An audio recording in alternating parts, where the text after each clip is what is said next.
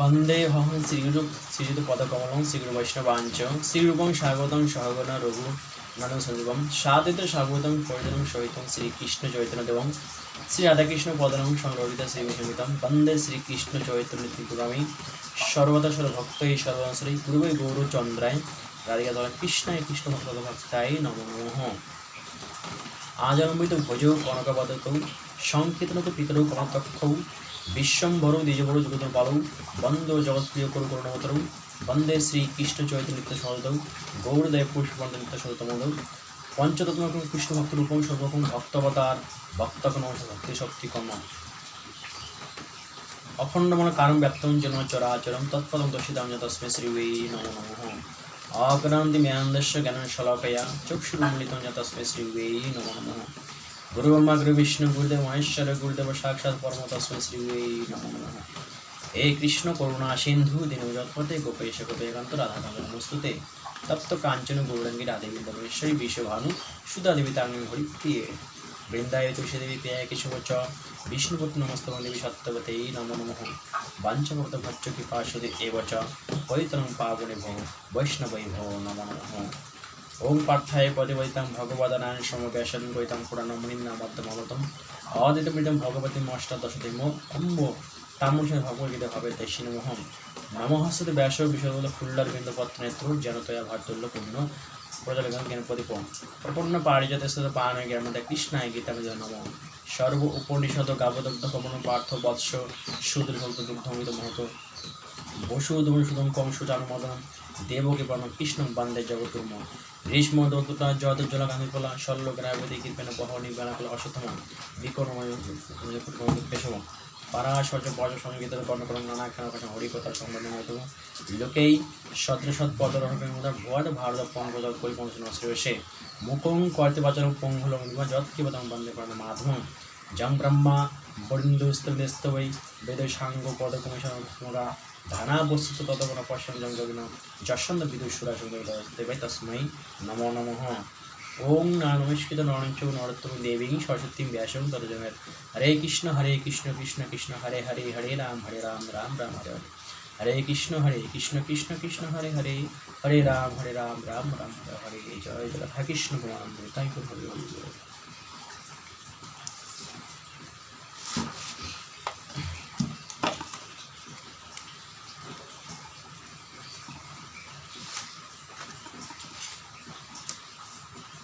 सदृशं चेष्टते शस्य प्रकृतिर ज्ञान बानपि प्रकृतिं जानति भूतानि निग्रह किं करिष्यति। तात्पर्य যাহারা অসুয়া পরবশ হইয়া আমার এই মতের অনুষ্ঠান করে না সেই বিবেকহীন ব্যক্তিগণকে সর্বজ্ঞান বিমূঢ় ও বিনষ্ট বলিয়া জানিও। যাহারা অসুয়া পরবশ মানে অসুরকারী ব্যক্তি, যারা দুরাচার ব্যক্তি, যারা অজ্ঞান ব্যক্তি, যারা আমার মতে কর্মানুষ্ঠান করে না, যারা আমার শাস্ত্র মানে না, যারা আমাকে মানে না, যাদের জ্ঞান নাই ভক্তি নাই, যারা বিবেকহীন, তাদের সর্বজ্ঞান বিমূঢ় বিনষ্ট বলিয়া জানিও। হে অর্জুন, তাদের যে জ্ঞানগুলি বিনষ্ট, সময় নষ্ট, যারা আমাকে মানে না, যারা আমার শাস্ত্রকে মাইনে চলে না, যাদের প্রতি প্রেম নাই, ভক্তি নাই, শ্রদ্ধা নাই, তাদের যে জ্ঞান বিমূঢ় বিনষ্ট হয়ে যায়, কোনো লাভ নাই। জ্ঞানবান ব্যক্তিও নিজ প্রকৃতির অনুরূপ কর্মই করিয়া থাকেন। প্রাণীগণ প্রকৃতির অনুসরণ করেন, ইন্দ্রিয় নিগ্রহে কি করিবে।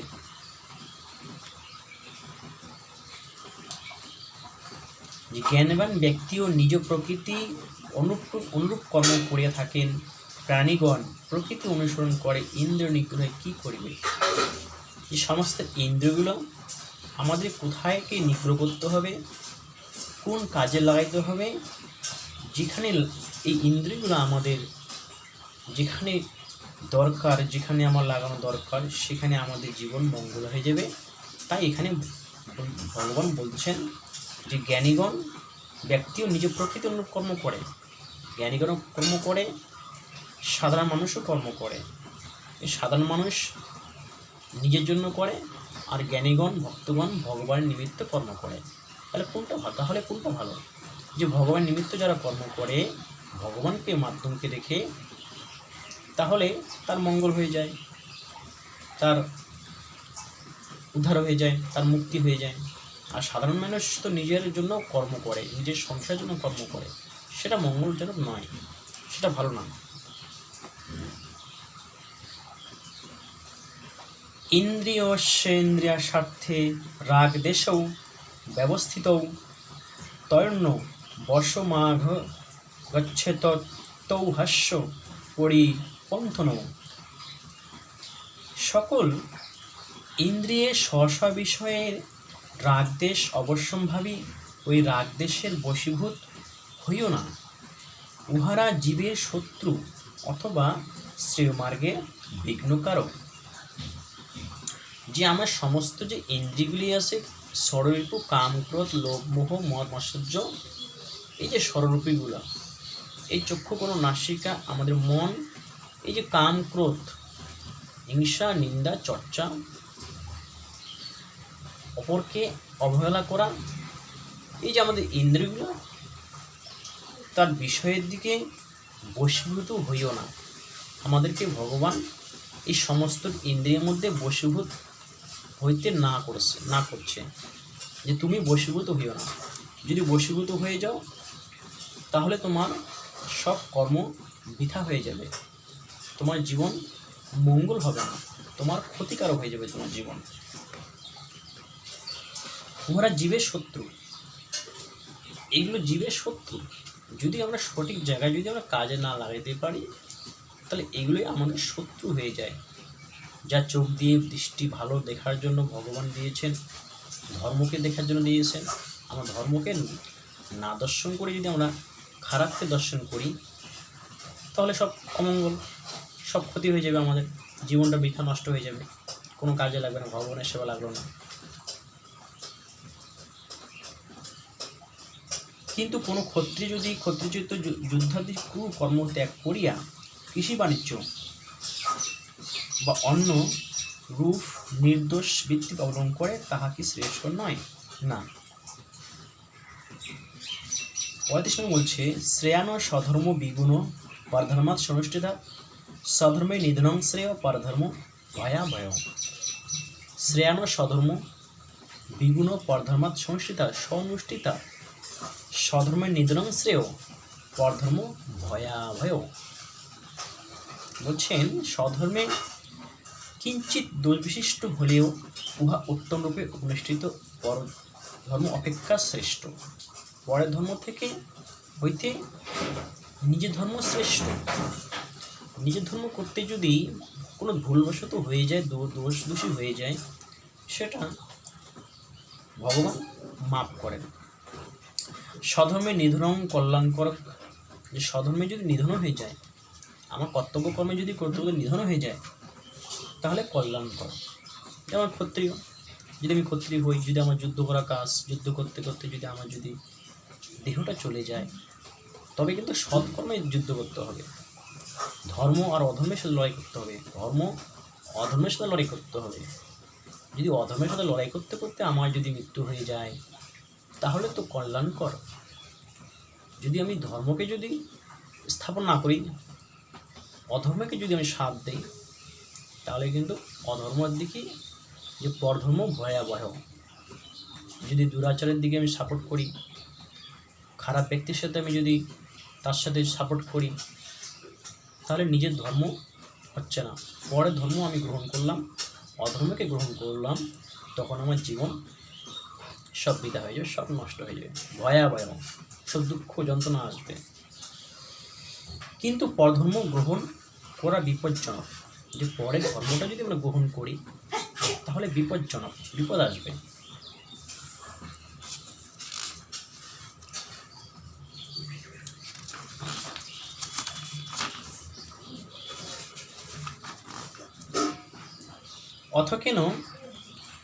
অর্জুন বাচ অথ কেন প্রযুক্ত বয়ং পাপং চরতি পুরুষ অনিচ্ছন্নপি বাষ্ণেয় বলাদিব নিয়োজিত।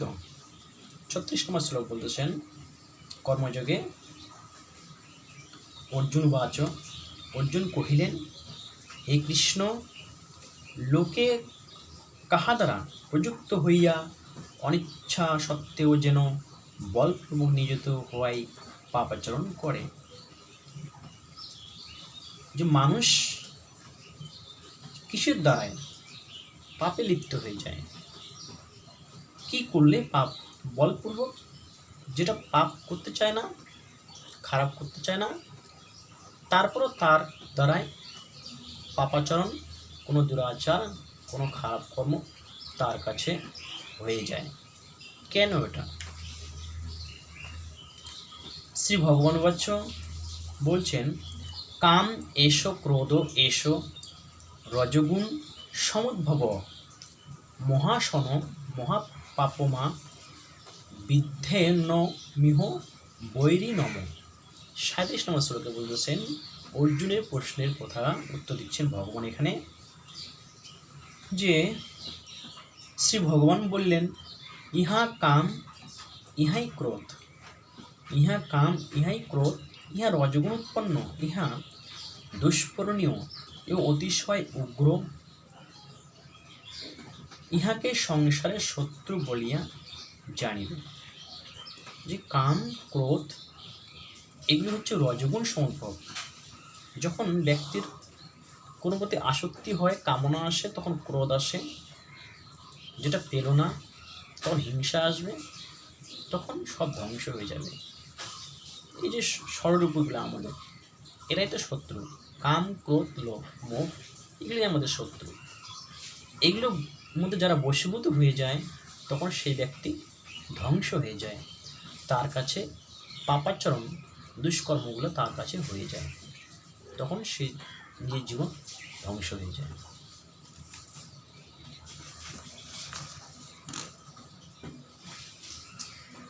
তা এখানে শেষ করি। ওম গঙ্গা গীতা সাবিত্রী শ্বেতা সত্তার প্রতিমতা ব্রহ্মবলী ব্রহ্মবিদ্যা ত্রিসন্ধ্যা মুক্তিকাহিনী অর্ধমাত্রা চিদানন্দ ভগবান নাশিনী বিদত্রয়ী ব্রহ্মত্র জ্ঞানী। ওম তৎসৎ ওম তৎসৎ। ওম নমো ভগবতে বাসুদেবায় নমঃ। ওম নমো ভগবতে বাসুদেবায় নমঃ। ওম নমো ভগবতে বাসুদেবায় নমঃ। ওম শান্তি ওম শান্তি ওম শান্তি। হরে কৃষ্ণ কৃষ্ণ কৃষ্ণ হরে হরে, হরে রাম রাম রাম হরে হরে, হরে কৃষ্ণ কৃষ্ণ কৃষ্ণ হরে হরে, হরে রাম রাম রাম হরে হরে। জয় জয় রাধা কৃষ্ণ পরমানন্দ নিতাই গৌর হরি হরি বল। জয় জয় শ্রী গুরু নিতাই গৌর পরমানন্দ হরি হরি বল। জয় জয় শ্রী পরমানন্দ নিতাই গৌর পরমানন্দ হরি হরি বল। জয় গীতা, জয় গীতা, জয় গীতা।